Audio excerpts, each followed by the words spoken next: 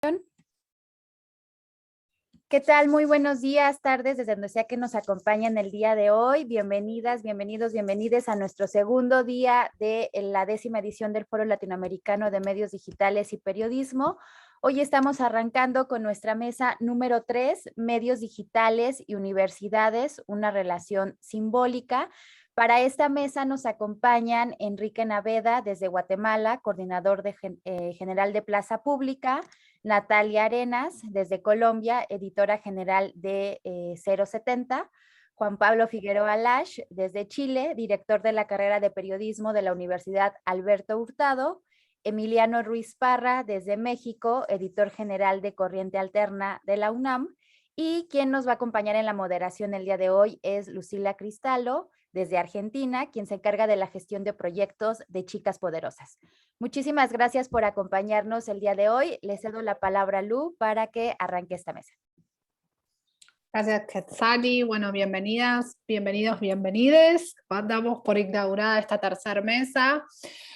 Como explicó Quetzali, lo que vamos a hacer es una dinámica más de foro y de conversación con quienes nos acompañan en esta mesa para debatir en torno a algunas preguntas que nos preocupan y que tienen que ver con la temática, digamos, presentada anteriormente.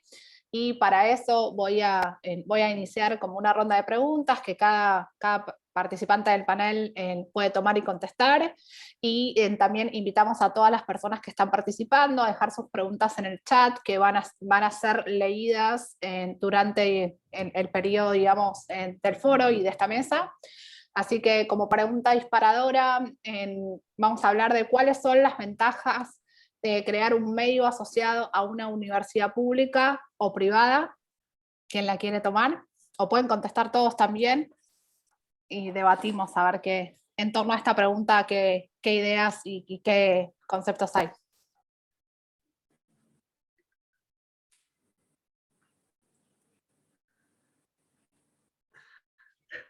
Bueno, pues si quieren me animo yo, comienzo.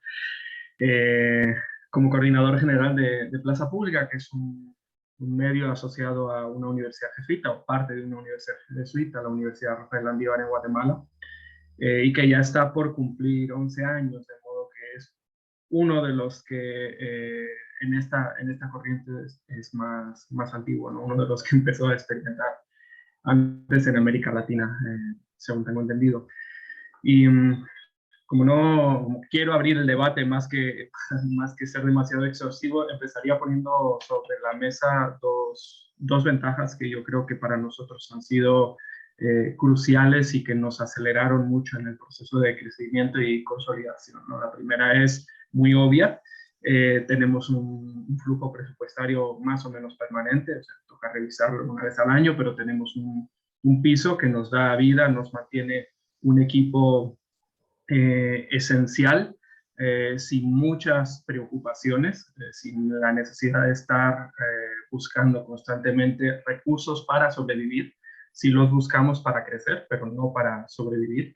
Y además todo el aparataje administrativo de una universidad que está certificada internacionalmente, que le facilita a uno la relación con donantes en ese momento, sí, para crecer. Dado que toda la arquitectura y todo el andamiaje da muchísima confianza a estas organizaciones filantrópicas, cooperación internacional, etcétera, etcétera, ¿no? Esa es, digamos, una ventaja mayúscula y no menor, puesto que uno de los flancos que dejamos más débiles o peor atados los periodistas, los que entramos en este negocio de los medios independientes, chiquititos, emergentes, suele ser precisamente el administrativo o el gerencial, ¿no? Entonces el apoyo por ese lado es fundamental porque además evita crisis mayúsculas que tienen efectos graves sobre lo que nos importa, ¿no? Que es el periodismo. Pero por el otro lado también está una ventaja más sustantiva, que es de índole temática, que es la comunicación constante con expertos que están, digamos, en la frontera del conocimiento, ¿no? Es gente que está investigando en cada una de sus disciplinas las principales novedades, que conoce con un expertaje mayúsculo todas sus áreas y con las que estamos en comunicación constante por distintos motivos dentro de Plaza Pública. Eso abre, por un lado, la posibilidad de nutrir de una manera muy fértil nuestros reportajes, nuestras crónicas, pero también nos ha facilitado desarrollar una línea de ensayo, de divulgación del pensamiento y de la investigación científica, que es muy rica, ¿no? Es muy enriquecedora. No solo porque muchos de esos especialistas de la universidad contribuyen, sino porque también nos permiten ir tejiendo redes de contactos en otras universidades o en otros centros de pensamiento, que a nosotros nos han dado mucha fuerza y mucha vida. Yo quiero añadir, porque estoy absolutamente de acuerdo con Enrique, que esas dos son ventajas capitales, ¿no? Una, el apoyo presupuestal de una universidad, y otra, la cercanía con sus expertos. En nuestro caso, y les hablo desde el portal Corriente Alterna de México, nosotros somos un taller de periodismo, un taller permanente, un laboratorio de periodismo. Cada año reclutamos 20 jóvenes de entre los estudiantes de la universidad, y nuestra misión sustantiva es formarlos periodísticamente. ¿Esto cómo impacta en nuestros contenidos? Yo creo que impacta de una manera sustancial y además muy positiva, porque yo tengo 40 años, casi 40 años, y yo me formé todavía en los medios tradicionales con ideas y enfoques tradicionales, ¿no? Entonces lo que se cubre es política, es salud, es instituciones, personajes, y lo que nos traen los jóvenes a nosotros, que tienen 20 años menos que yo, o al menos 15 años menos que yo, es decir, una generación abajo, es una visión mucho más fresca de la realidad. Por ejemplo, el fin de semana pasado empezamos a publicar una serie de crónicas canábicas, ¿no? En México hay un debate legislativo sobre la regulación de la marihuana, que es un debate que tiende a hacer más tolerante la legislación, a que ya no estemos metiendo a la cárcel a gente por traer una cantidad menor, ¿no? Que la gente pueda sembrar su droga. Pero bueno, eso es lo legislativo. A donde los jóvenes nos llevaron fue a ver la subcultura de la cannabis, porque es parte de su generación, ¿no? Entonces, cómo se intersecta el feminismo con el movimiento canábico, ¿no? El derecho, como las mujeres dicen, derecho al aborto, sí, a decidir sobre nuestros cuerpos, pero no solo en el aborto, en la reproducción, sino también en las sustancias psicoactivas, ¿no? Entonces, ese tipo de relaciones, de conexiones en la realidad, que para periodistas de mi generación y de mi edad es difícil de ver, ¿no? La gran ventaja de un diseño como el nuestro, que tiene más que ver con la formación, es que podemos mirar cosas que nosotros no veríamos, ¿no? Que tenemos unos ojos mucho más frescos, diciéndonos que están pasando cosas importantes, que probablemente a nosotros nos costaría mucho más trabajo mirar. Nada más quería añadir eso a lo que dice Enrique, con lo que estoy completamente de acuerdo. Gracias. Sí, hola. A eso, iba a decir si alguien más quería compartir, Pablo. Sí, miren, o sea, lo primero es refrendar y manifestarme también. Estoy muy de acuerdo con lo que con lo que plantea Enrique y Emiliano. En nuestro caso, sí hay algunas diferencias. O sea, ¿por qué? Porque, bueno, yo hablo como director de la carrera de periodismo de Alberto Hurtado, pero también editor de nuestro medio, nuestra revista digital, que es Puro Periodismo. Bueno, Puro Periodismo es una revista que surge en 2008, inicialmente como un medio universitario, que buscaba dar salida, sobre todo, y dar visibilidad a los trabajos que hicieran los estudiantes de la carrera. Con el tiempo fue mutando un poco y fue agarrando otro perfil, que finalmente se convirtió en un medio para conversar sobre medios, un medio para conversar sobre periodismo.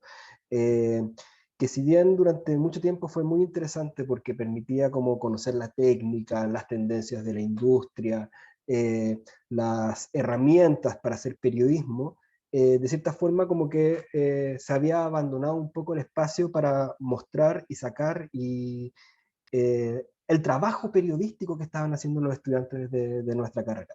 Entonces, desde el año pasado volvimos a retomar ese camino. Precisamente, ¿por qué? Porque lo que vemos afuera es que hay una gran crisis, sobre todo en los medios tradicionales. Han cambiado mucho las formas en las que los periodistas y los comunicadores interactúan con sus audiencias. Y vemos que allá afuera también, principalmente gran parte de la crisis tiene que ver con que estos medios, estas estructuras tradicionales que siempre las que hemos conocido, o sea, a mí me pasa lo mismo que Emiliano, o sea, yo salí de una universidad formado para ser un reportero de medios, y donde existían una universidad de revistas, diarios que estaban bastante robustos, canales de televisión también, que en los últimos 10, 15 años se han ido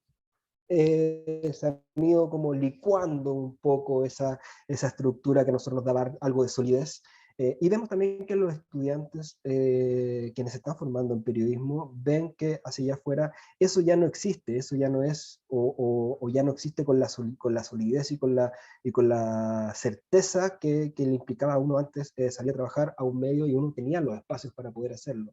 Ahora, también en este momento no es que eso se esté licuando y esté desapareciendo, al contrario, se está transformando. Entonces, en ese sentido, ¿cómo se está transformando? Con los nuevos medios digitales que están surgiendo, con las nuevas prácticas que hay, tanto que se alejan un poco de esta competencia que existía entre los medios con los cuales nos crecimos muchos y con los cuales nos inculcaron, y el trabajo colaborativo, que ya no hay una competencia, sino que ya estamos todos remando para el mismo lado.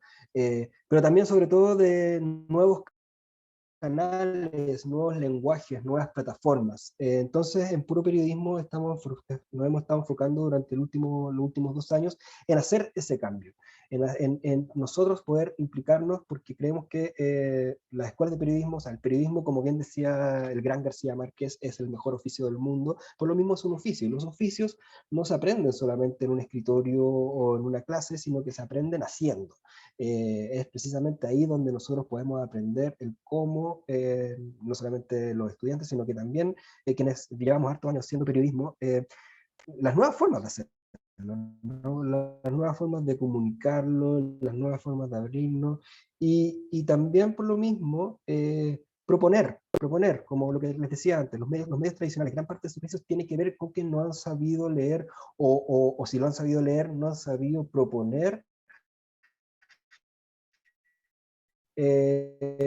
consumir la información a través de redes sociales, a través o sea, la gente ya no está leyendo las grandes investigaciones que antes eran casi tratados, que antes se lo leían por completo. Ahora la gente ya no lee eso y no por flojera ni nada, sino que simplemente porque las formas de comunicación han cambiado.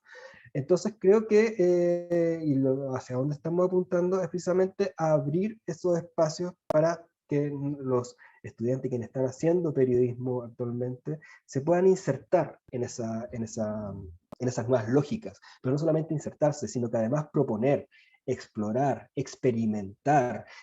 Creo que las universidades tenemos el plus, el beneficio de la libertad en ese sentido de que también tenemos un rol académico y un rol formativo. Entonces ahí también podemos nosotros entrar a jugar y proponer distintas cosas que nos permitan también no solamente poner en ejercicio lo que ya sabemos hacer, sino que además también explorar y hacer como una especie de laboratorio en el que podamos también equivocarnos algunas veces, pero sobre todo incidir y proponer cosas que puedan ser novedosas para ayudar y participar y ser protagonistas y actores activos en esta transformación que está teniendo toda la industria periodística. O sea, creo que nosotros no podemos solamente quedarnos mirando desde afuera mirando y enseñando lo que siempre hemos venido sabiendo, sino que al contrario, tenemos que abrirnos, tenemos que explorar, tenemos que proponer, y sobre todo en un mundo, en una industria, porque también tenemos que entender que el periodismo es una industria como muchas otras, es una industria de transformación y que precisamente está buscando distintos modelos para hacerse sustentable, para hacerse crecer, para que siga teniendo el impacto que siempre que ha tenido durante muchos, que no ven televisión, sino que tienen otros quienes en la generación que en este momento se está formando para hacer periodismo y que son quienes también se van a estar transmitiendo. Entonces, en ese sentido, yo creo que hay instancias donde se pueda ejercer el periodismo, pero además también de formar y de nuevas formas de crecer y sobre todo de proponer para el periodismo que muchas veces se ha dicho que es el futuro, pero que realmente es el periodismo que tenemos que hacer actualmente. Hola. Muchas gracias. Y eso, iba a dar el paso a Natalia.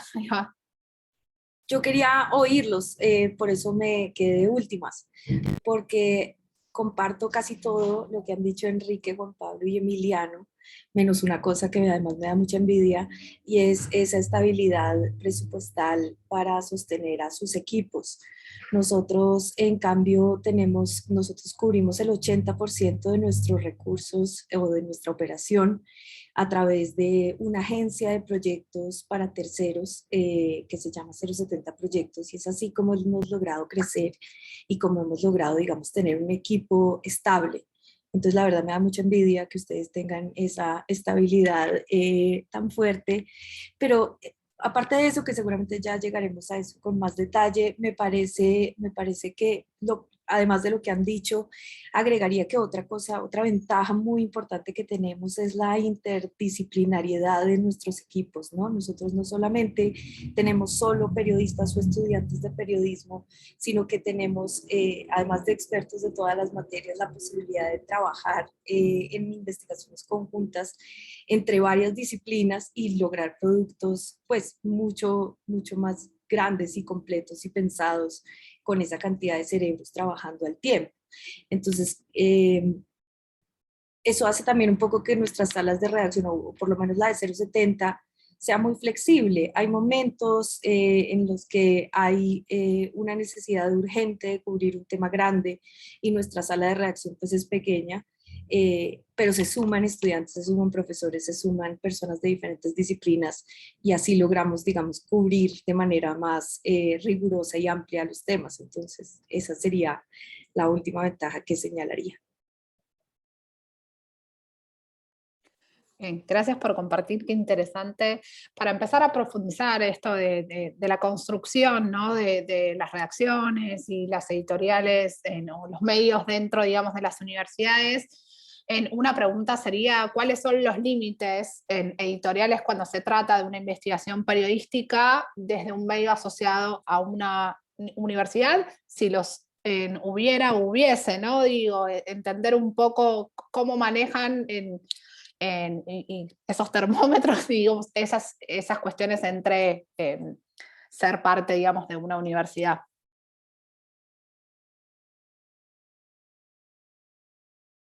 Parto yo, porque también para replicar un poquito lo de Natalia, en nuestro caso, nuestro presupuesto es súper acotado, ¿ya? O sea, porque, claro, o sea, en este momento nosotros todavía somos un medio universitario y claro, tiene como un paraguas como bien chiquitito, que estamos tratando de cada vez hacerlo más participativo, pero en este momento estamos trabajando todo este año con dos periodistas, dos estudiantes, una actualmente egresada, y con colaboraciones de distintos lados. Entonces, pero claro, tenemos como todavía somos un medio chiquitito que está en crecimiento, todavía estamos con eso, pero la idea también es ampliarse y postular a fondo y tratar de traer más financiamiento que nos permita crecer e instalarlo con mayor fuerza. Respecto a la pregunta que era... ahí se me fue la onda. ¿Cómo relacionar? No, no, ¿cuáles son los límites? No pasa nada. ¿Cuáles son los perfecto, límites editoriales? Perfecto. Sí, mira, bueno, nosotros en nuestro caso la verdad no hemos tenido mucho conflicto con eso, porque precisamente al tener un rol también académico y formativo, es parte también de la libertad que puede existir, y como no estamos atados, por lo menos a financistas externos que puedan poner algún tipo de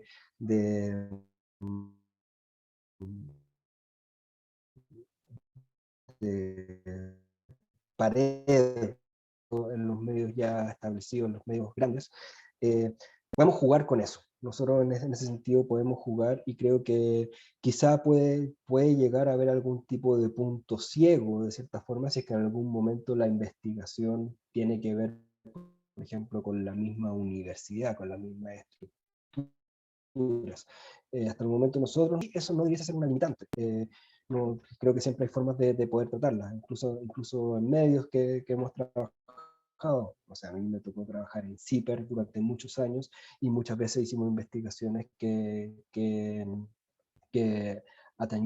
tenían algún tipo de relación con el principal financista del medio, y siempre transparentarlo. Creo que esas muestras de independencia y de transparencia son importantes hacerlas en toda etapa de que se hace periodismo, y en la medida en que se pueda tratar de usarlas. Creo que sobre todo cuando están en las universidades, así como las investigaciones académicas no debiesen tener algún límite, las investigaciones periodísticas que surgen desde las universidades o de medios que estén amparados o vinculados de una u otra forma a las universidades tampoco debiesen tener esos límites, precisamente porque las universidades son por definición centros de generación de conocimiento.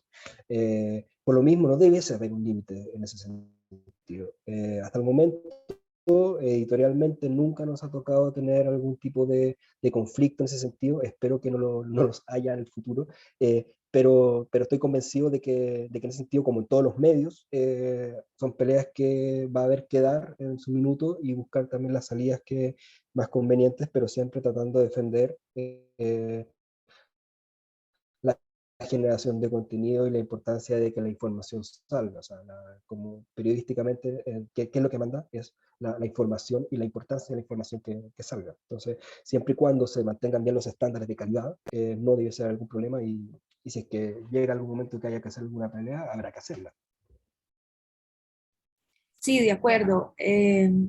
Nosotros tampoco hemos tenido límites editoriales por parte de la universidad. Sabemos que han llegado correos y llamadas a veces criticando algunas publicaciones que hemos hecho, pero no han llegado a nosotros. Cuando llegaba a nosotros, ocurrió en el 2019 que hicimos una publicación que era un manual de autoprotección contra el SMAT, que es la Fuerza Antidisturbios de Colombia.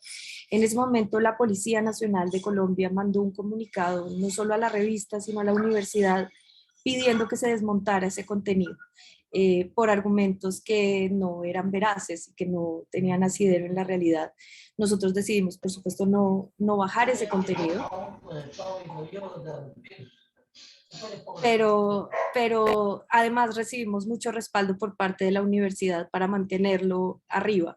Entonces ese fue, digamos, como un episodio que nos mostró que tenemos libertad editorial, y creo que hasta ahora, y ojalá, digo como también como Juan Pablo, ojalá no pase, pero si pasa, pues ya se hará la pelea respectiva.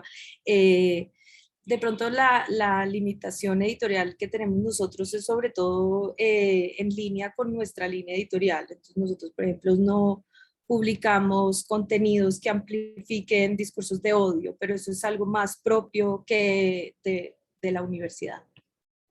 Claro, eso es una decisión editorial que por supuesto Exacto. toda instancia periodística debe tenerla.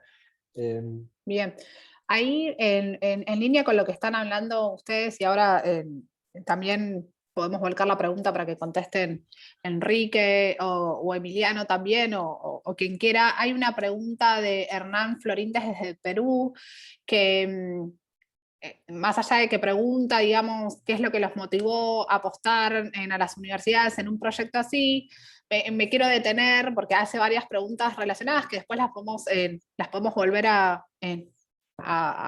rescatar en otro contexto, sino que habla específicamente de qué pasa con esto, ¿no? de la información en relación a si peligran, ¿no? los contenidos para las universidades, dependiendo qué es lo que cuentan. Y dice, a ver, acá dice, específicamente pregunta, ¿qué es lo que ganan ellas en relación a esto de apostar a un medio propio? Dice, pienso que para ciertas universidades en mi país, hablando, digamos, del contexto de Perú, apostar por un medio que continuamente esté revelando información incómoda puede traerle represalias de parte del Estado o de empresas como institución. ¿Ha pasado algún caso así? ¿Cómo lo han conciliado? Me parece súper interesante como para ver también esto, ¿no? En relación a cómo se mantienen esas dos líneas de trabajo que no afecten a una o a la otra. Sí, ha pasado Enrique. y mucho. Bueno, Plaza Pública, como decía, es un medio que pertenece a una universidad jesuita en Centroamérica. Probablemente la universidad jesuita con mayor tradición conservadora dentro de las centroamericanas, porque están las dos UCAs, la de Nicaragua y la de El Salvador, que incluso tienen mártires, ¿no? Revolucionarios, fueron pioneras en materia de teología de la liberación. Y la guatemalteca no, la guatemalteca siempre ha sido una universidad jesuita más vinculada a los poderes establecidos. Pero hará unos 15 años llegaron a lugares o a posiciones de autoridad y de liderazgo los que se habían criado al calor o se habían ordenado al calor de la teología de la liberación en Nicaragua, en El Salvador, y decidieron que así como en esos otros países había habido medios de crítica y de análisis social, sobre todo encabezados por radios, necesitaban en Guatemala uno también, porque en Guatemala el panorama de medios de comunicación, digamos que fundamentalmente iba del extremo conservadurismo al neoliberalismo, pero un medio más crítico con el sistema que mirara desde otro ángulo no había. Entonces buscaron a un grupo de periodistas jóvenes que tenían un discurso más crítico. Éramos 5 o 6 y nos dieron bastante libertad para que armáramos ese medio. Lo que querían era poner en el debate otras ideas, ¿no? Poner en la discusión, en la agenda pública otras ideas. Y digamos que acordamos una cancha bastante amplia, por otro lado, extraordinariamente amplia, por otro lado, que es lo que constituía la línea editorial, ¿no? Porque yo creo que todos entendemos aquí que un medio es un proyecto intelectual antes que casi cualquier otra cosa, ¿no? Pero creo que la respuesta se da en 3 niveles diferentes. Por un lado, la vertiente informativa, con los géneros interpretativos informativos, reportajes, crónicas, noticias, etcétera, que tiene unas reglas. Por otro lado, la sección de opinión, que es pues, libertad mayúscula dentro de los parámetros que establece la ley, y cada quien habla de lo que quiera, tenga o no que ver con la línea editorial de Plaza Pública. Y por último, el editorial, lo que es la voz del medio. El editorial en Plaza Pública se aprueba por consenso. Hay un consejo editorial en que hay representantes de las autoridades de la universidad, hay 2 miembros del medio y hay consejeros externos. Si todos están de acuerdo en el enfoque, se publica. Si no están de acuerdo, pues nunca ha sucedido, pero habría que ver.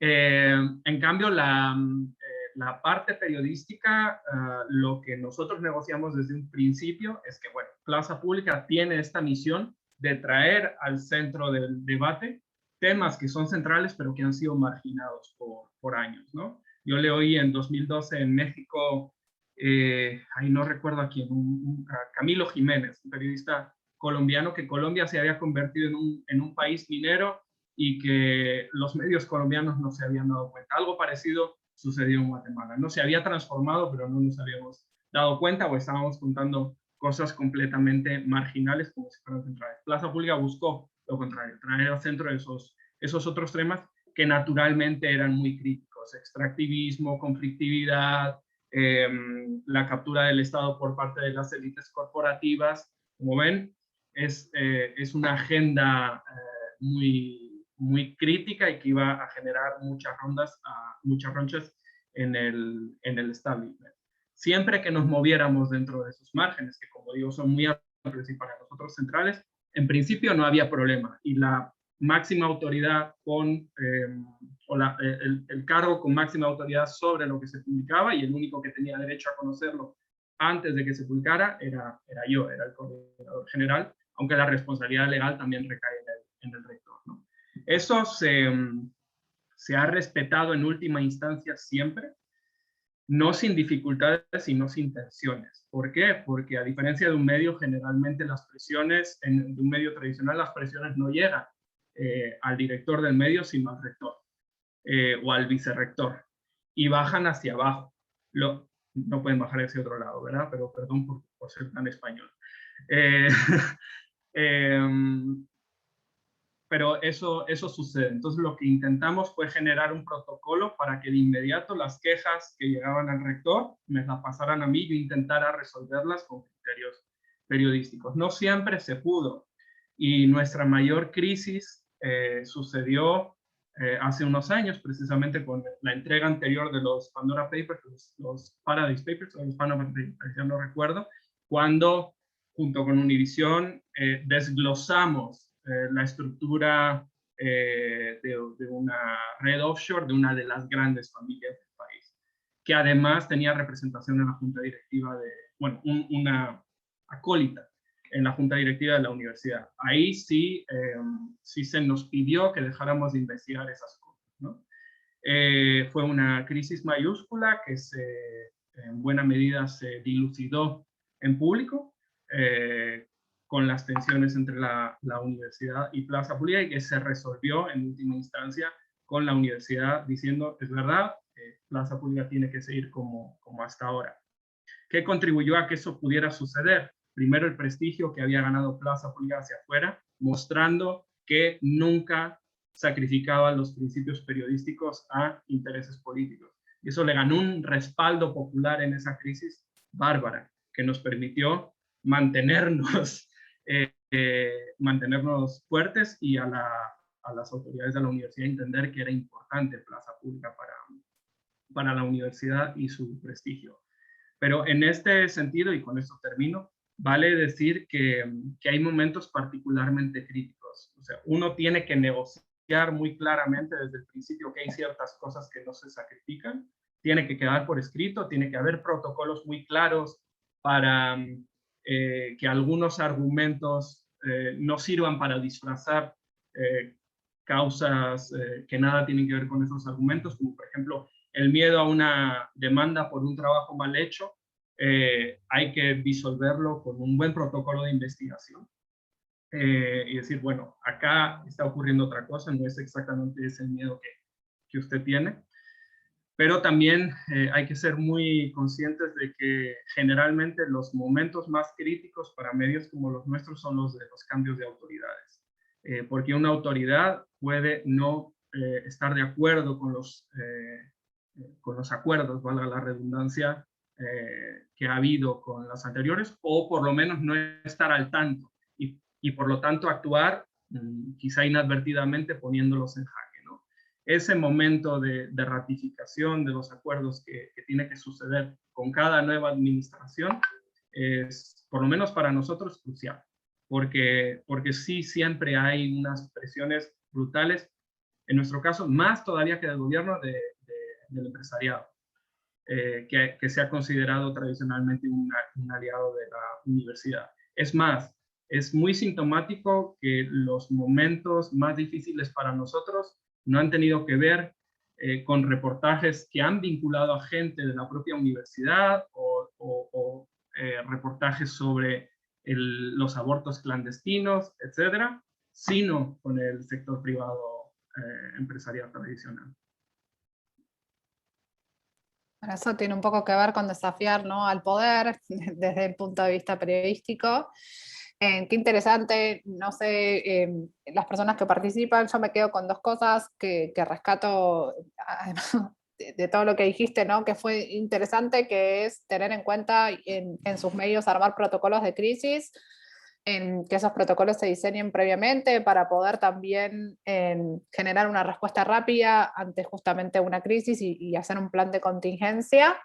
Y después esto de los acuerdos, que es importante cuando hay cambio de autoridades y de directivos en general en toda organización, y entendiendo, digamos, si las organizaciones tienen alguna cuestión que digamos, de mandato más político o atado, digamos, a la coyuntura política de cada país.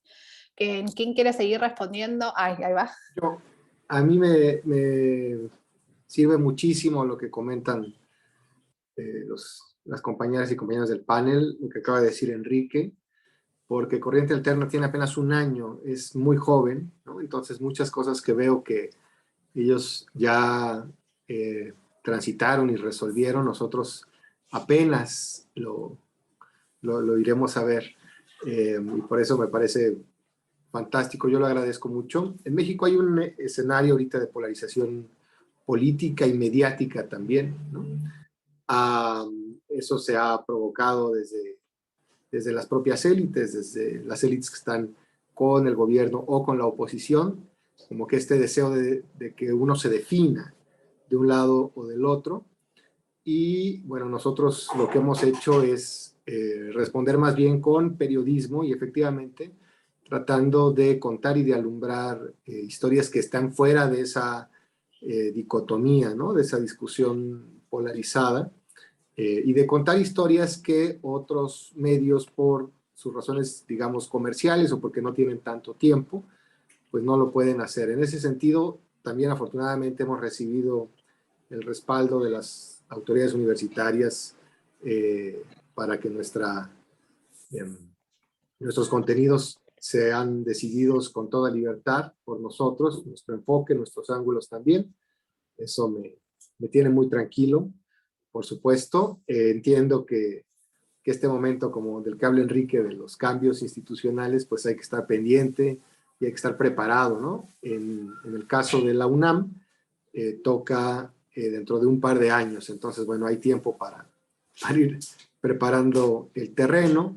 A diferencia, por ejemplo, del caso de Enrique, Corriente Alterna es parte de una universidad pública.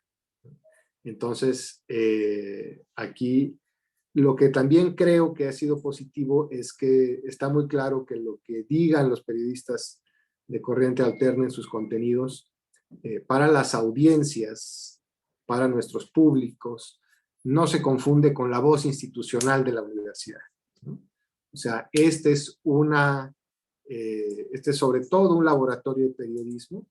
Nosotros nacimos más bien como un modelo, lo que había eran las orquestas juveniles, en donde músicos más experimentados convivían, compartían y formaban a músicos jóvenes, y se quiso exportar ese modelo al periodismo, ofrecerle a las facultades, no solo de periodismo, sino de toda la universidad, un espacio de formación de sus jóvenes en periodismo.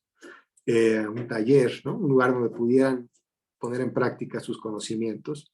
Y pues en ese sentido, más bien nuestros contenidos están muy enriquecidos por esa visión de los propios jóvenes, que a veces coincide y a veces no coincide con la de los periodistas profesionales. En fin, pero al ser una universidad pública, su reto es de alguna manera parecido, pero también distinto. Y tenemos esa consigna, ¿no?, de que nosotros escribimos o hacemos video o hacemos podcast, porque también los jóvenes quieren ensayar otras plataformas, y es la voz de estos jóvenes la que habla, ¿no? No es la institución. Esto creo que también para todo el mundo ha sido muy positivo tenerlo claro.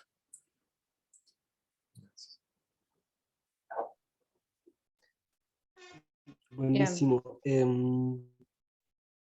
Bueno, Sí, a mí Juan Pablo. me encanta también poder escuchar a Enrique y a Emiliano también para conocer sus experiencias, porque creo que son súper importantes. O sea, yo creo que es lo que ganan también acá las universidades. ¿Se me escucha? ¿O estoy mal? Se te oye, Sí, a Juan. veces se entrecorta un poquito, pero vamos bien. Yo te Perdón, aviso cualquier cosa. perdón, pero creo que ya ahí agarró. Ya, perfecto. Nada, bueno, diciendo que me encanta escuchar a lo que están planteando aquí Emiliano y Enrique con respecto a esas experiencias que han tenido, porque creo que son parte de experiencias también que deben tener en algún momento todos los medios. Me parece también súper sano tener incluso ese impasse que contaba Enrique respecto a una investigación que tocaba a alguien que estaba vinculado al tema del directorio de la universidad. Eh, si bien, claro, son conflictos que de repente uno no quiere tener, pero me parece también súper sano tenerlos, también dentro del proceso de crecimiento de, de la instancia, de los medios que se han formado de las universidades. ¿Por qué? Porque ahí también viene la pregunta que hacía antes a través de los comentarios Hernán Ferrín desde Perú, que era precisamente qué es lo que ganan las universidades. Las universidades ganan también, ¿por qué hacen esta apuesta? Hasta donde yo entiendo y lo que he visto es que la apuesta tiene que ver por una parte por el tema formativo, que es que los estudiantes tengan un espacio donde poder hacer periodismo, pero sobre todo cuando están haciendo apuestas en medios que ya como es Plaza Pública en Guatemala, que no solamente un medio universitario, es un medio que tiene un prestigio internacional, que ha crecido, ya es un medio completamente instalado, que está vinculado a una universidad. Y ahí la apuesta, como lo he visto también acá en Chile, también con otros medios, hay otra universidad que, por ejemplo, ha estado participando en el financiamiento con CIPER y los ha apoyado harto, tiene que ver también con el prestigio, de cierta forma. Un prestigio entendido de qué forma. La universidad entendida, como antes les decía, como una fuente y una instancia de generación de contenido y de conocimiento, estar vinculado y estar apoyando estas iniciativas periodísticas que pueden llegar a tener un impacto real en la sociedad, que no son solamente espacios para jugar a hacer periodismo, sino que para hacer periodismo en serio, son una gran ganancia para las universidades, quizá no en términos económicos, pero sí en términos de prestigio, en términos de tener una marca asociada de la universidad a medios que están generando pauta, que están generando el debate, que están marcando la agenda en el debate público, que están haciendo investigaciones o publicaciones o coberturas que tienen un impacto real en la vida de las personas, en la vida de la ciudadanía. Sobre todo en realidades tan complejas como las que estamos viviendo actualmente en casi toda Latinoamérica. O sea, Chile hasta hace poquito era considerado un oasis y en este momento ese oasis está completamente revuelto. O sea, creo que estamos más latinoamericanos que nunca. Y eso también es algo que se ve en México hace muchos años, en Colombia se ha visto también, en Perú, bueno, para qué decir Venezuela, para qué decir Nicaragua, Centroamérica. Entonces creo que también que las universidades puedan tener esos espacios donde también puedan tener algún tipo de incidencia, porque ojo, o sea, el periodismo también implica universidades, es muy importante eso, y por eso también encuentro muy interesante lo que planteaba antes Enrique, lo que le sucedió, porque precisamente permite hablar de esas peleas que yo estaba diciendo antes, que hasta el momento nosotros no hemos tenido y que en algún momento, si es que toca darlas, hay que darlas, que es precisamente decir, bueno, y sincerar también con las entidades de las universidades, que hasta el momento, en nuestro caso, nos han prestado todo el apoyo, y se le agradece mucho a la Universidad Alberto Hurtado también por darnos estos espacios para poder hacer periodismo, pero también precisamente permite decir, bueno, hasta dónde están todos dispuestos a poder seguir con esto, qué tan real o qué tanto es el compromiso por el medio o por el rol académico, y hasta dónde están dispuestos a estirar un poco el chicle, hasta si es que va a haber algún límite y poder definirlo. O sea, creo que y de todas formas, aunque pueden ser muchas veces conversaciones o discusiones muy incómodas, que en el caso que mostraba prestigio que ya habían ganado como medio, y que también de cierta forma es extensivo de la universidad a quienes están detrás. Entonces creo que por allí van las ganancias que puede tener una universidad con estar vinculada con estos medios, sobre todo estar participando y estar apoyando la incidencia en el debate público, en la formación ciudadana, y tener una incidencia a través de medios periodísticos que sobre todo también apuntan a elevar los estándares de calidad periodística y de la práctica periodística. Interesante. Enrique quería también hacer un comentario más en relación a lo que había comentado Emiliano, y podemos ir cerrando la pregunta, si es que Natalia también querés comentar algo. Y hay dos preguntas muy interesantes en relación a esto de lo informativo y las investigaciones que llevan adelante desde los medios de las universidades, que me gustaría compartirles para que las debatamos también. Sí, es que este es uno de los asuntos más candentes del panel de hoy, ¿verdad? Miren, las universidades, por lo menos tal como yo las concibo y como las he vivido, tienen siempre una tensión interna grande entre dos elementos de su misión. Por un lado, la promoción y la defensa de ciertos valores cívicos, de la democracia, del pluralismo, etcétera, etcétera, que en contextos crecientemente autoritarios como los actuales, afloran aún más y le ponen en conflicto con actores clave de la sociedad.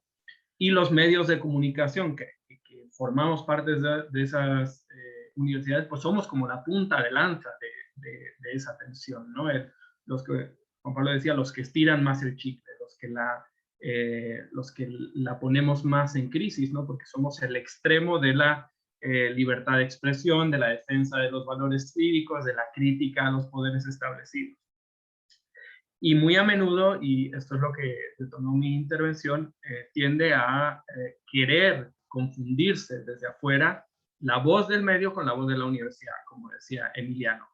Entonces, Plaza Pública no se define como un medio orgánico, como la intelectualidad orgánica de la universidad. De hecho, se aleja expresamente de eso, y en todos los foros y en todos nuestros documentos y editoriales, no todos los editoriales, pero los principales, está establecido, ¿no? Nosotros no somos la voz de la universidad, precisamente porque hay que alejar la institucionalidad o la portavocía de lo que nosotros hacemos. Nosotros hacemos periodismo, punto.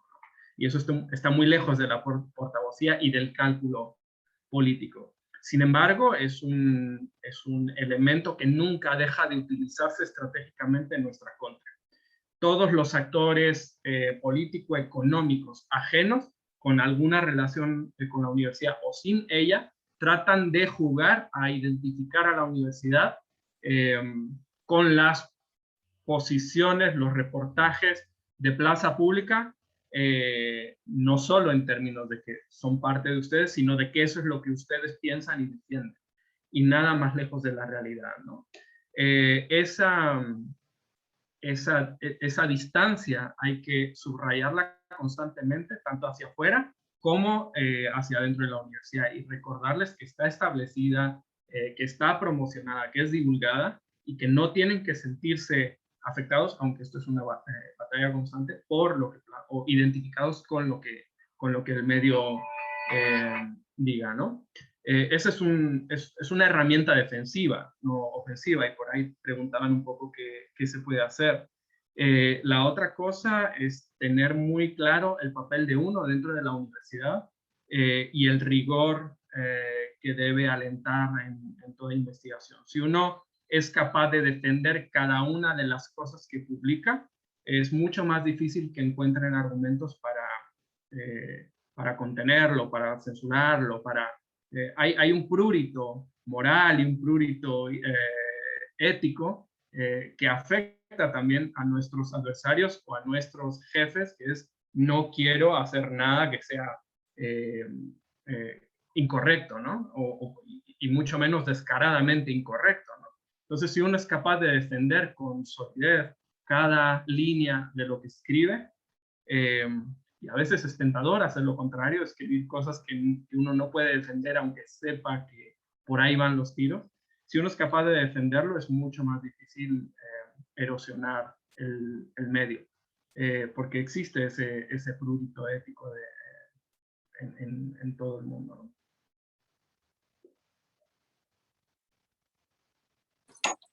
Estoy teniendo un tema con la cámara, ahora la reinicio. Qué interesante. También volviendo al tema anterior, digo, me quedo con esto de establecer acuerdos que sean claros. Y no sé si Natalia quería compartir algo más en relación a este punto. Pues me adhiero mucho a lo que han dicho todos ahorita. También, digamos, me gustaría agregar un dato que por lo menos lo tengo para el caso de Colombia, y es que entre los jóvenes que son también parte de nuestras audiencias y de nuestros colaboradores, al menos en el caso de Colombia, son las instituciones, las universidades públicas y privadas son las instituciones que más confianza tienen entre los jóvenes. Y eso es muy importante porque entendiendo la crisis del periodismo y la crisis de confianza que hay en el periodismo, crear periodismo desde la universidad es una forma también un poco de recuperar esa confianza, sobre todo en estas audiencias a las que nosotros les estamos hablando y con las que estamos trabajando directamente. Quizá sería eso. Entonces, es también como una oportunidad para la universidad, pero también para el periodismo, por ese lado. Lu, una última cosita, y perdón por tanta intervención, pero se me están viniendo muchas a la mente. No olvidemos que un rector, por ejemplo, un vicerrector, tiene que defender un proyecto mucho más amplio a sus ojos y en realidad mucho más amplio porque lo contiene que al medio de comunicación, ¿no? Entonces tiene que equilibrar muchísimos más intereses y a veces va a pensar que el medio le está poniendo en jaque la parte educativa, que para la mayoría de las universidades nuestras es la central, ¿no? Uno tiene que ser consciente también de eso, no para sacrificar asuntos centrales, sino para entender a quién tiene enfrente. Y a mí me ha servido en ocasiones también para comprender que lo que están pidiendo en su desconcierto por encontrarse con estos problemas que son nuevos, no es que dejes de hacer cosas, es que les des argumentos para entender y explicarle a las partes por qué actúas así. La ética de un rector, igual que la ética de un economista, no es la misma que la ética de un periodista. Y uno tiene que saber salvar esas distancias de una manera que sea aceptable para todas las partes. No es una cuestión de maldad o bondad o de debilidad o de corrupción. No tiene nada que ver con eso. Tiene que ver con qué le toca proteger a cada quien. Y a veces toca invertir mucho tiempo en dar argumentos que para nosotros son evidentes, pero para los demás no. Linda forma de cerrar esa pregunta. Voy a leer una pregunta interesante del chat y después hay algunos comentarios también al respecto y en relación a esta pregunta, que dice: soy Alonso Martínez desde Costa Rica. En mi país pasó que un medio universitario tomó una línea de investigación muy fuerte al punto que llegó a publicar casos de acoso sexual dentro de la institución y de relaciones de poder. Meses después, la administración de la universidad decidió despedir al director del medio. ¿Consideran que debe existir límites para hacer o no investigaciones en las que se vea involucrada la misma institución académica? Y abajo, también aprovecho porque está relacionada a este tema también, dice: a mis alumnos y a mí, Guzmán Becerril, Alicia, no nos dejaron publicar un texto porque afectaba a empleados de la universidad. Fue frustrante para los chicos porque fue una prohibición. Las consecuencias de publicarlo para los alumnos y alumnas pues no importan, era su último semestre, pero para mí la cosa era distinta. ¿Qué podemos hacer en estos casos? Perdón. ¿Parto yo? Sí. Bueno, me parece interesante, me parece muy interesante eso porque precisamente nos muestra también, y tiene que ver con lo anterior, cuáles son los intereses también de tener, para la universidad, de tener un medio de estas características.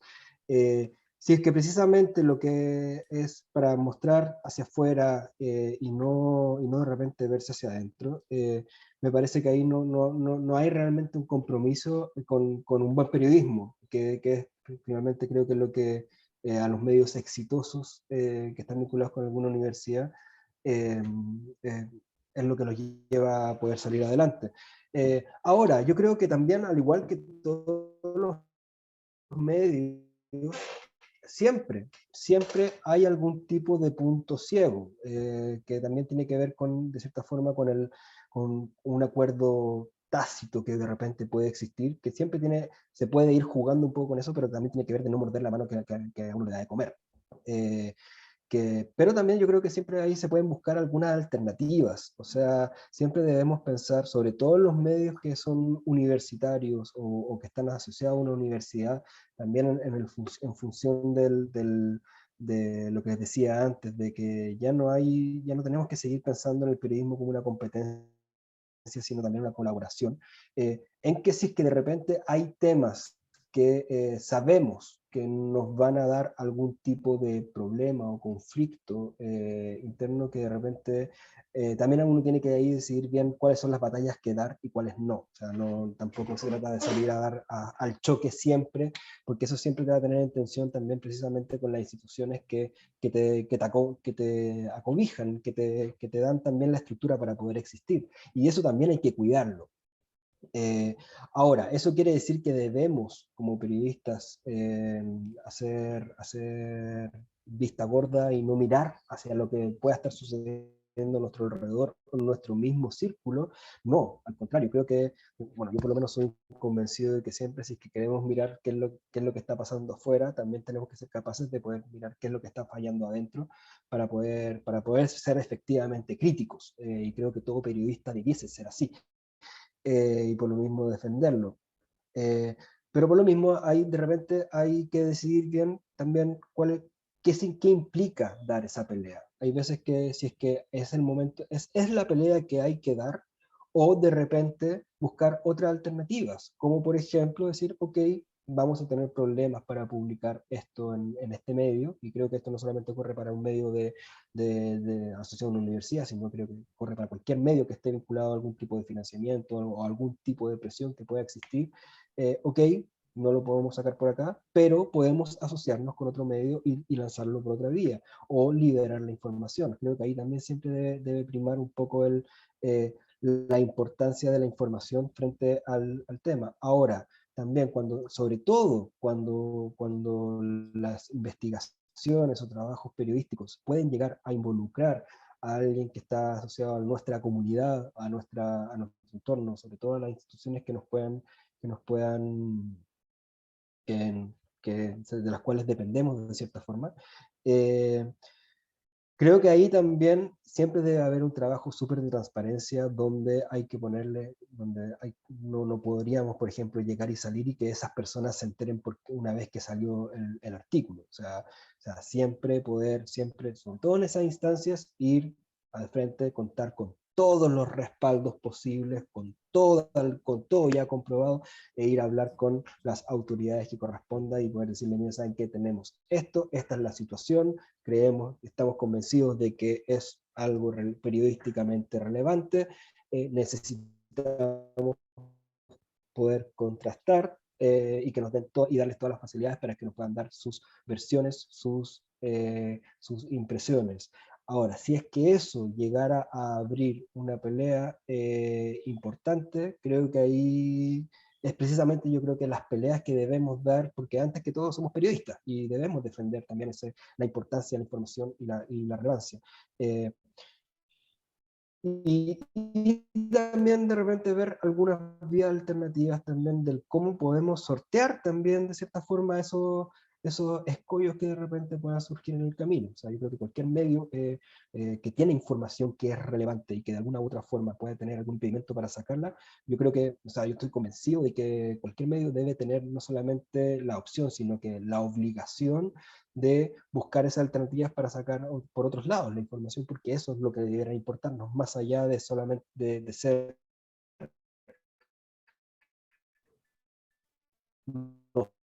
nosotros, yo, desprendernos del ego, de la competencia, y darle la relevancia a la información. O sea, a mí muchas veces de repente llegaban periodistas de otros medios que me decían, ¿sabes qué? Estaba haciendo esta investigación, no tuvimos el apoyo del medio para poder sacarlo, nos estaban cortando, acá está. Les paso todo esto para que ustedes, porque ustedes que tienen mayor libertad, puedan sacarlo.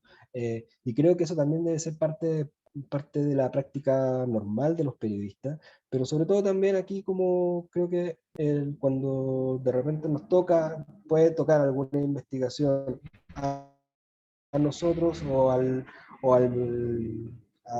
la universidad, creo que ahí, sobre todo en esos casos, hay que verificar todo, y si es que vale la pena dar esa pelea, darla hasta el final. Y si es que eso de repente puede traer algunos efectos contrarios para uno, bueno, también es parte del juego que realmente hay que jugar. Bien, ¿alguien quiere compartir también alguna experiencia o alguna reflexión en torno a esta pregunta? Pues yo quería contar que nosotros también publicamos una investigación grande sobre acoso sexual en la Universidad de los Andes. Fue una investigación que se alargó, se terminó alargando mucho tiempo. Inicialmente empezamos haciendo reportería y consiguiendo testimonios y consiguiendo documentos y consiguiendo todas las pruebas para armar el caso, pero nos dimos cuenta que teníamos que estar súper bien blindados de cualquier, digamos que la investigación tenía que ser, como decían ahorita, supremamente bien estructurada y fuerte y que no admitiera como posibilidades de ningún error, ¿no? Eso nos demoró. Y eso también creo, aquí les cuento como algunas dificultades con las mismas fuentes que obviamente tenían ganas de que esta investigación saliera rápido y se conociera rápido lo que estaba pasando, porque esto ocurrió justo cuando la universidad estaba tomando la decisión de qué hacer con este profesor que tenía denuncias de acoso desde hace mucho tiempo.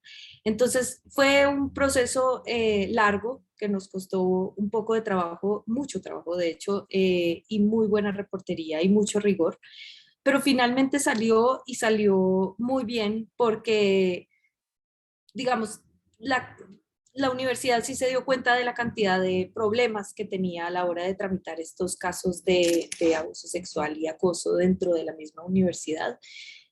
Suscitó muchos debates, suscitó muchas estrategias que se tenían que hacer y de hecho la universidad después de este caso, y no solo por esta nota por supuesto, sino por todo el debate que generó el caso, sí motivó que se revisaran los protocolos de género dentro de la universidad y que se tomaran decisiones un poco más orientadas a que esos protocolos tuvieran dientes a la hora de lidiar con estos casos. Entonces, para nosotros la respuesta fue sobre todo blindar nuestro trabajo y que estuviera demasiado bien documentado para que no hubiera ninguna posibilidad de desbaratar alguna afirmación de la nota. Y también, digamos, asimismo fue que llegamos también a la persona acusada, buscando también el contraste del que hablaba ahorita Juan Pablo, porque era importante que estuviera, pero también era importante tener toda la otra información que justificaba este caso. Entonces esa fue la experiencia de 070. Sí, nada más para compartir rápidamente, cuando Corriente Alterna nació, varias facultades y escuelas de la UNAM estaban tomadas, estaban paradas por paros feministas, organizaciones feministas y separatistas, es decir, en donde no había hombres, en donde no había varones, que habían tomado esas escuelas y las mantenían, digamos, tomadas, ¿no? Sin clases. Estos paros, después vino la pandemia y bueno, ya, digamos, así fue como ya no continuaron, pero lo que sí decidimos nosotros fue que queríamos nacer contando esos paros, ¿no? O sea, que no podíamos no mirarlos y no contarlos, y nuestras compañeras reporteras se metieron a esos paros, es decir, se metieron como reporteras, se metieron a reportearlos, a contarlos, y nuestros primeros textos fueron el relato de esos paros, de lo que había ocurrido, de lo que ocurría adentro, ¿no? De las tomas, de quiénes eran las compañeras, quiénes eran, por supuesto, en un sentido periodístico, no policíaco, no criminalizado. Y bueno, eso fue para nosotros importante, que pudimos nacer con ese relato como parte de lo que de nuestra capacidad de mirar hacia adentro de la universidad también, ¿no?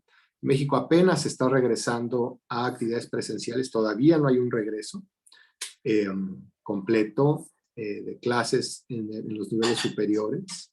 Entonces, bueno, veremos qué ocurre dentro de poco. La universidad todavía está trabajando más a distancia, poco a poco está regresando actividades presenciales, pero al menos creo que fuimos el único medio que realmente pudo entrar, ¿no? Lo cual también fue un reconocimiento de esas propias organizaciones de que no éramos un medio oficial ni oficialista, ¿no?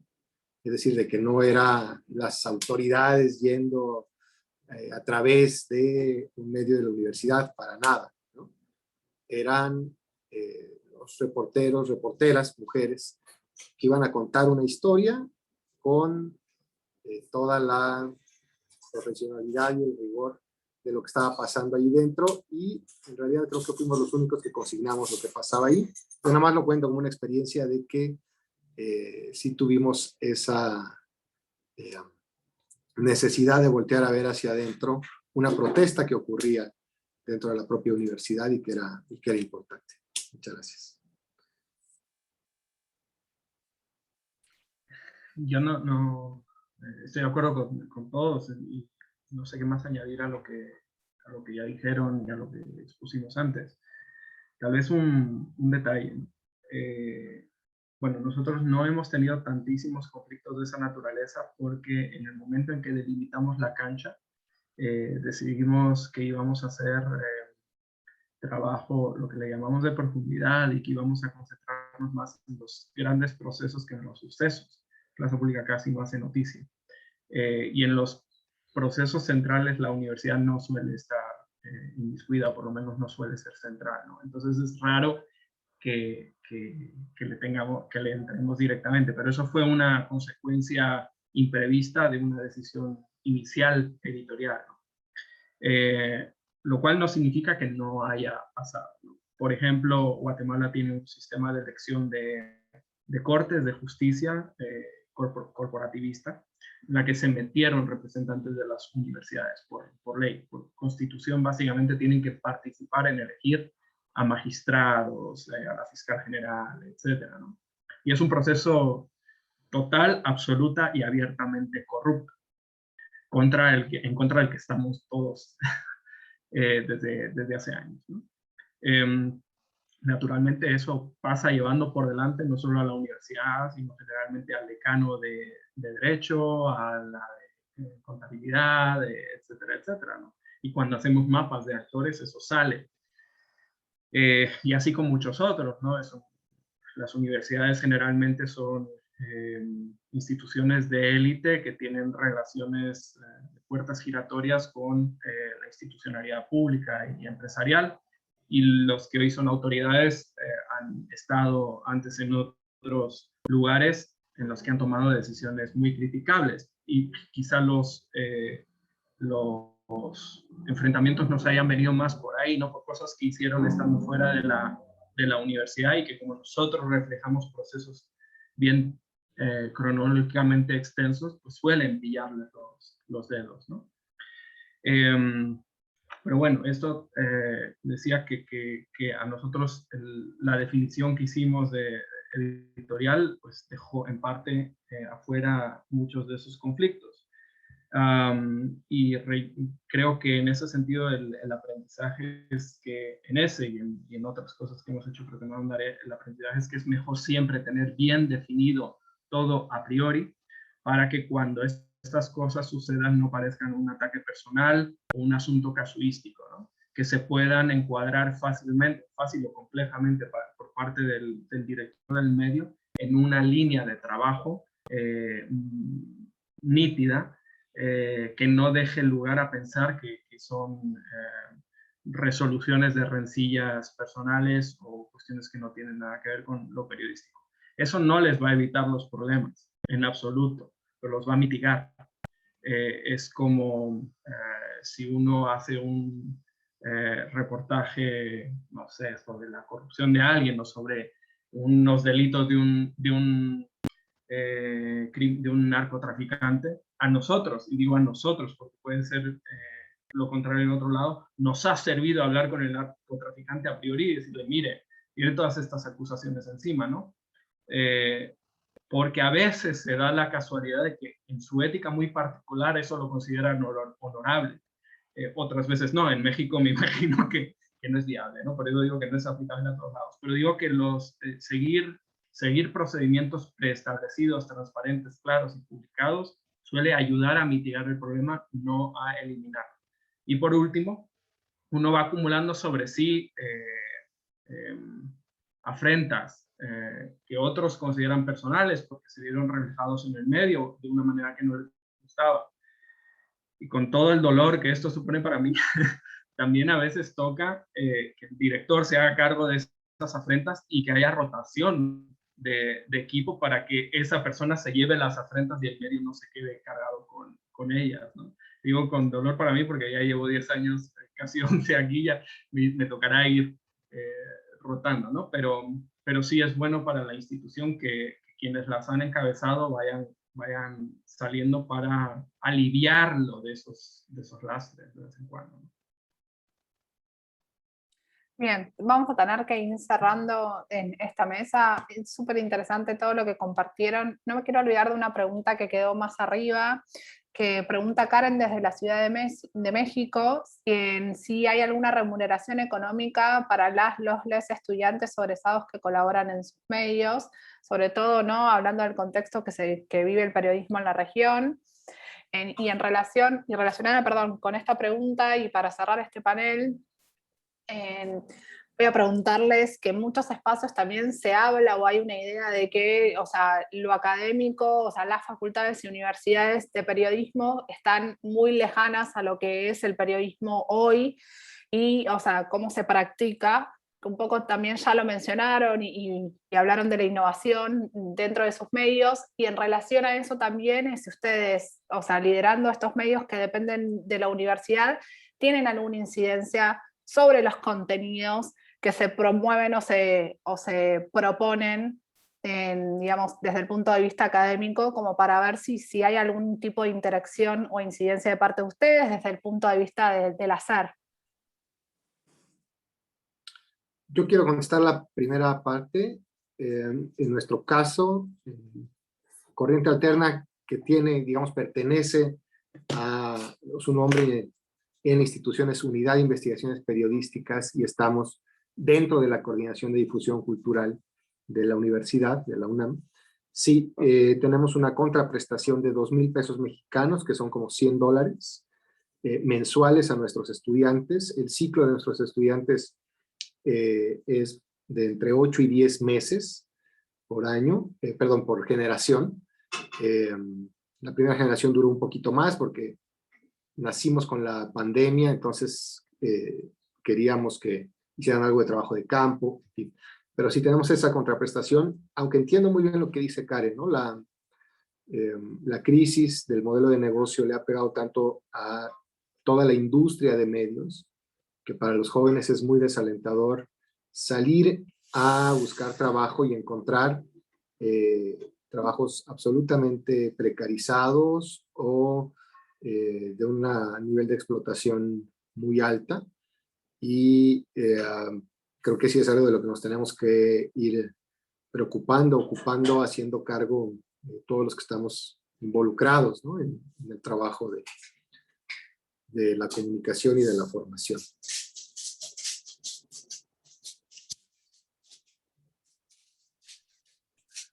Gracias. Yo también voy a responder las preguntas respecto a la primera. Nosotros también en Puro Periodismo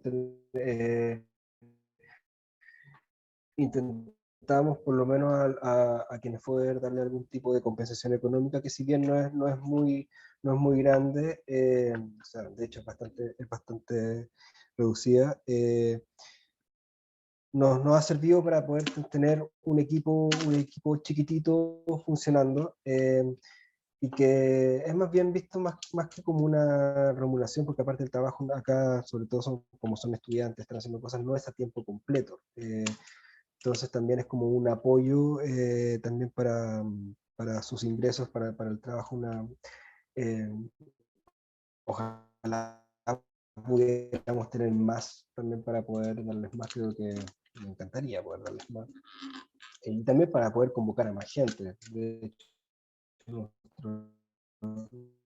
estamos mucho con las colaboraciones también de los estudiantes y aprovechamos también sus ganas de hacer cosas.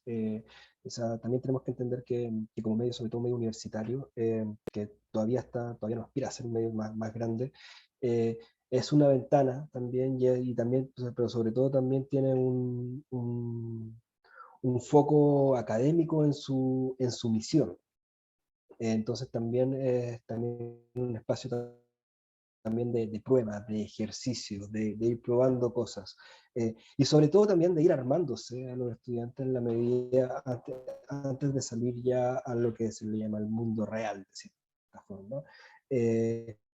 Ir armándose, ir practicando, ir ganando experiencia, ir ganando confianza también, que yo creo que es clave para, sobre todo para los estudiantes que están en formación, y darle apoyo en ese sentido y alimentar y incentivar eso. También muchas veces lo que hacemos es tratar de hacer alguna alianza con algún otro medio de repente más grande cuando el tema lo amerita, para salir de forma paralela, que los medios tengan algún tipo de, o sea, que los contenidos tengan algún tipo de mayor difusión y así también se van alimentando.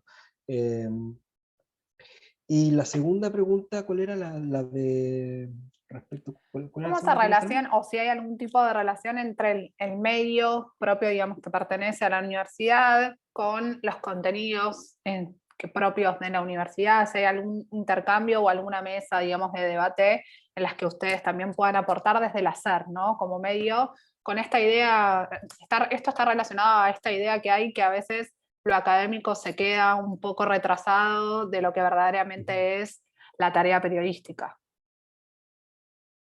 Sí, sí, mira, yo creo que ahí también el rol clave, y yo creo que también ahí, por eso también creo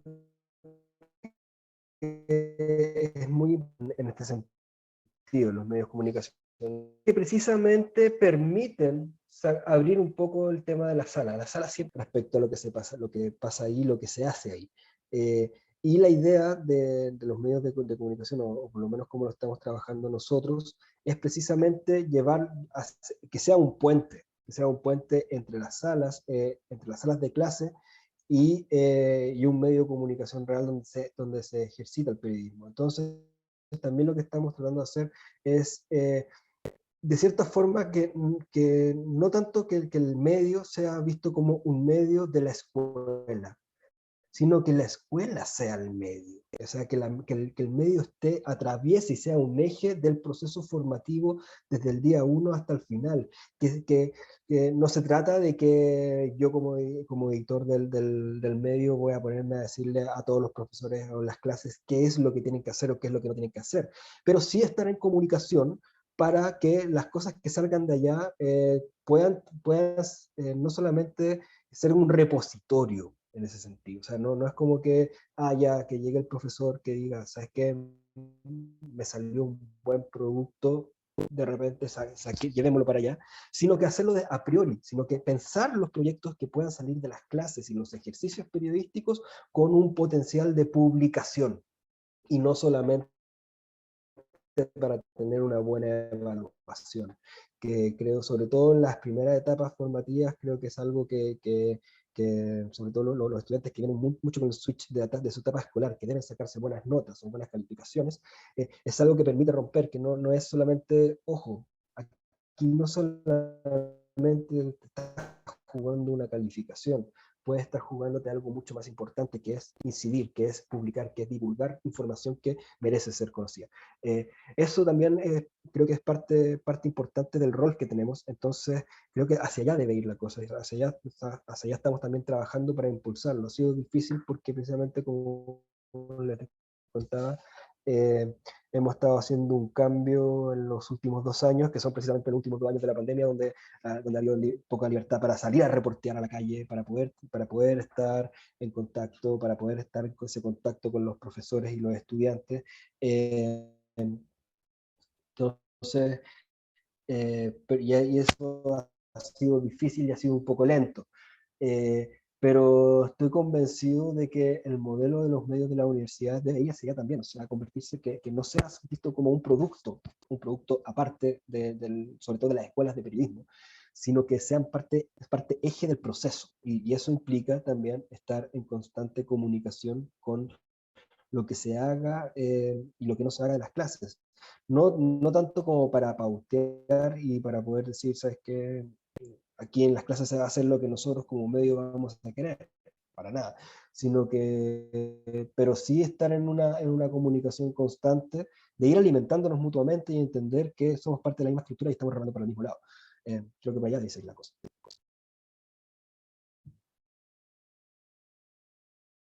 ¿Yo?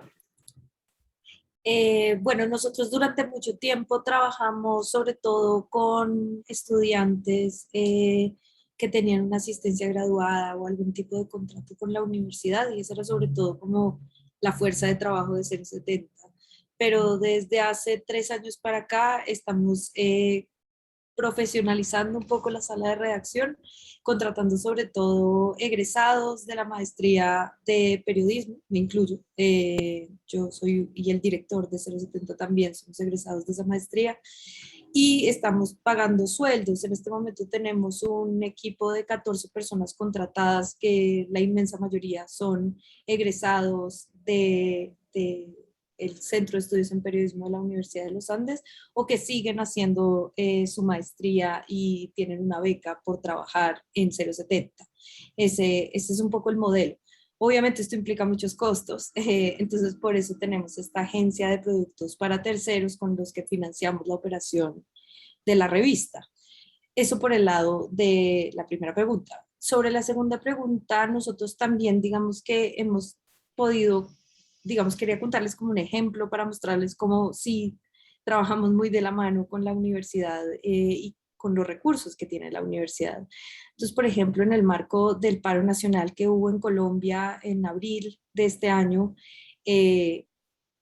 pues la mayoría, Colombia entró en paro y los estudiantes de la maestría de periodismo también entraron en paro y dijeron que querían usar ese tiempo en el que se declaraban en paro para trabajar con nosotros.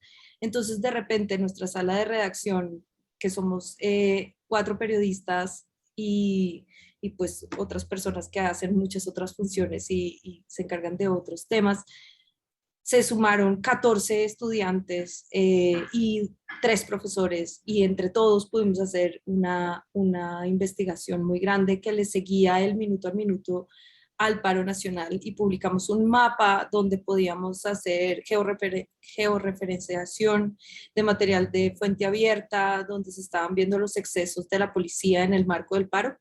Y todo esto fue hecho de manera colaborativa, no solamente entre el equipo de 070, los estudiantes de la maestría en periodismo, sino también 2 medios aliados internacionales que se nos sumaron en ese trabajo. Entonces, así es como nosotros lo hemos venido haciendo. Cuando hay una investigación grande, cuando hay voluntad y hay buenas alianzas y es un tema que nos interesa mucho cubrir, nos aliamos y trabajamos juntos, y así hemos podido sacar estos productos que han sido muy importantes para nosotros y para el país, para documentar estos hechos de violencia.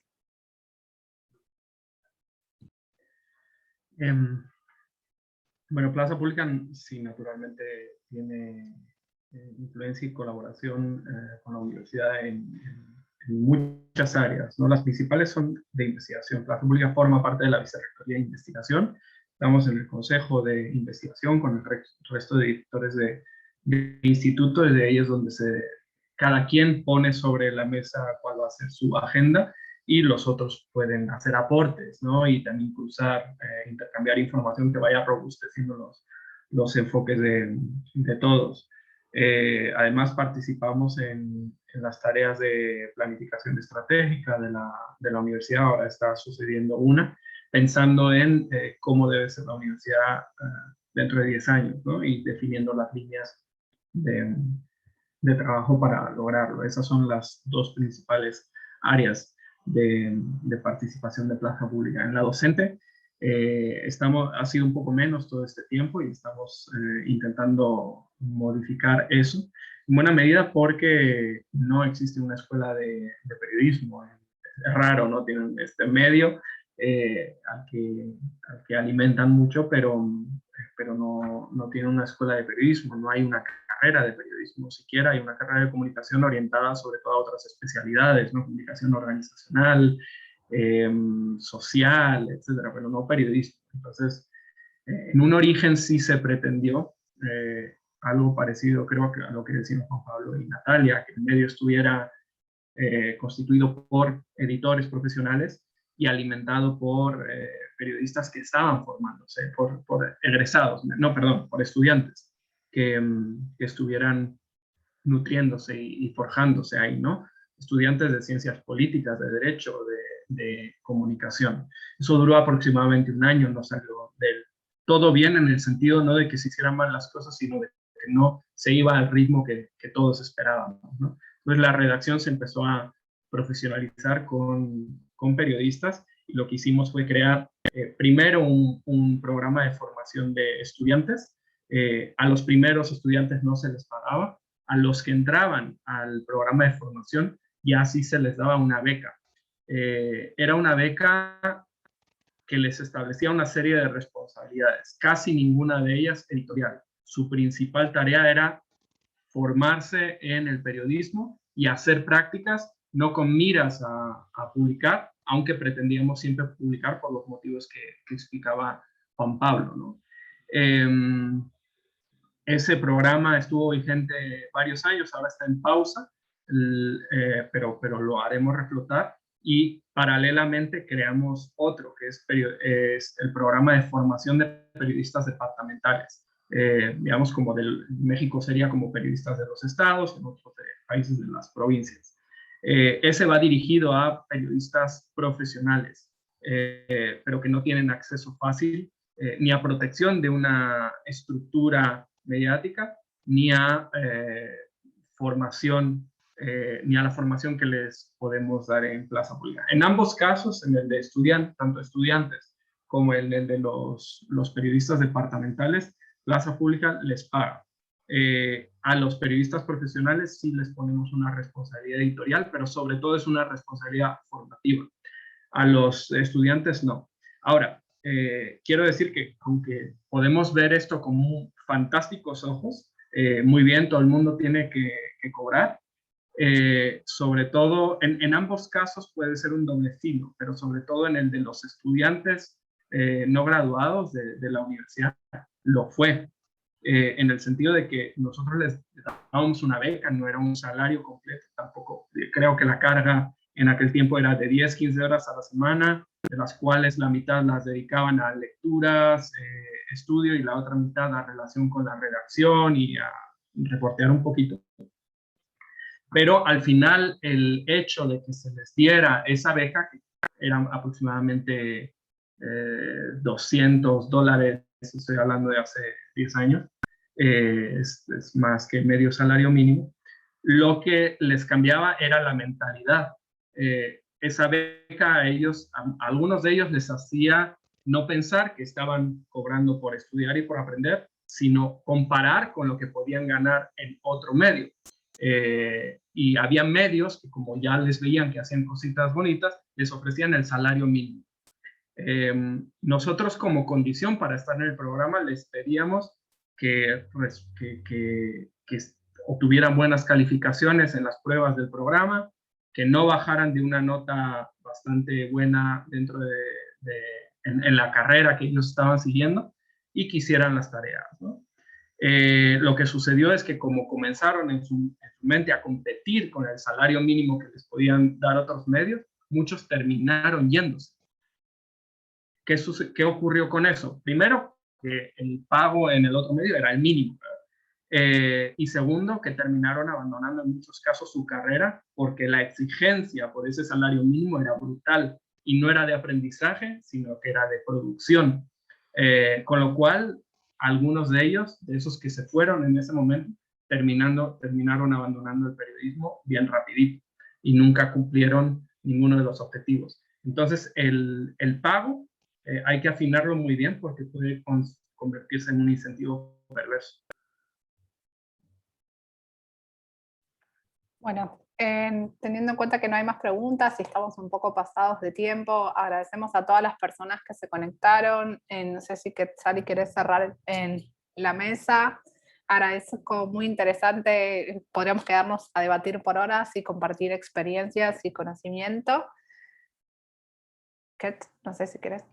Muchísimas gracias, Lu. Bueno, pues sí, la verdad es que ha sido una charla muy interesante y que creo que es muy importante también conocer, porque también, como todo lo que han comentado nuestros panelistas el día de hoy, a final de cuentas es una forma también de hacer periodismo y de mantenernos vigentes. Entonces, bueno, pues muchísimas gracias, Juan Pablo, Enrique, Natalia y Emiliano, por su participación. A ti, Lu, por llevar la conversación.